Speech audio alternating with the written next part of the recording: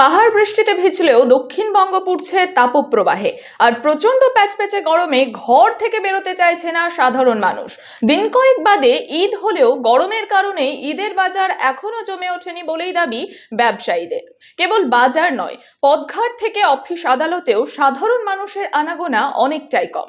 বাধ্য হয়ে যারা বাইরে বেরোচ্ছেন তারা হাঁসফাঁস করছেন গরমে।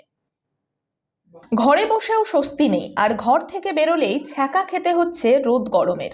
ফলে খুব জরুরি কাজ না থাকলে দিনের বেলা ঘর ছাড়তে চাইছে না সাধারণ মানুষ। কয়েক মিনিট বাইরে চলাফেরা করলেই ভিজে যাচ্ছে পোশাক। কিন্তু এই গরমের মধ্যেও খেটে খাওয়া দিনমজুর মানুষকে পেটের টানে নামতেই হচ্ছে কাজের খোঁজে।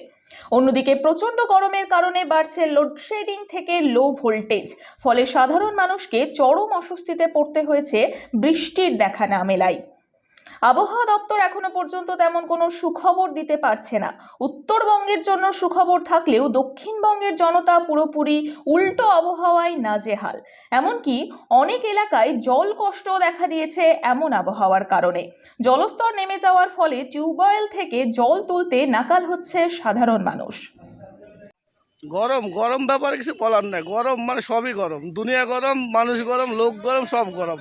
গরমে মানুষ একদম অস্থির, ঘেমে টেমে 12টা বেজে গেছে। অবস্থা এখন খারাপ, খুবই খারাপ। ডাবের জল খেয়ে কাজ শেষ, আপনার ওআরএস খেয়ে তাও কাজ শেষ, কোনো কিছুতেই কাজ হচ্ছে না। এত গরম যেটা বলার কিছু নেই।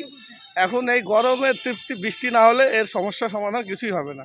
আমরা যতই দিনের দিন যতই যা খাই, ফলমূল, ডাবের পানি, কোল্ড ড্রিঙ্কস যাই খাই, কোনোতে কিছু না। বৃষ্টি একমাত্র আমাদের ভরসা। এখন উপরবেলাকে ডাকতে হবে বৃষ্টি হোক, তবেই এর সমস্যার সমাধান হবে। ব্যাপক গরম। গরমে আপনার থাকা হয়েছে না, তাও ব্যবসা করতে হয়েছে ছেলে পেলে খাওয়ানো লেগে। বেলা মোটামুটি 8টা থেকে এইভাবে বসে, ফ্যান নাই।